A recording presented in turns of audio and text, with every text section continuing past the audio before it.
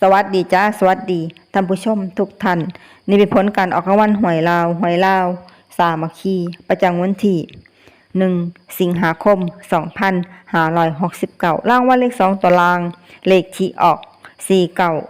49รางวัลเลข2ตัวบนเลขที่ออก21รางวัลเลข3ตัวบนเลขที่ออก921รางวัลเลข5ตัวเลขที่ออก24921นี่ก็เป็นผลออกมันหวยลาวสามัคคีประจำวันที่1 สิงหาคม2569ขอให้โชคดีมีชัยถูกหวยลาวสามัคคีได้รับเงินกันทุกคนด้วยจ้าฝากไว้ด้วยจ้าSubscribeกดติดตามและเป็นกำลังใจขอบคุณทุกท่านที่เข้ามารับชมและรับฟังแล้วมาพบกันใหม่ในผลการออกหวยลาวสามัคคีใหม่ในวันพรุ่งนี้สำหรับมื้อนี้ขอบคุณและสวัสดีจ้า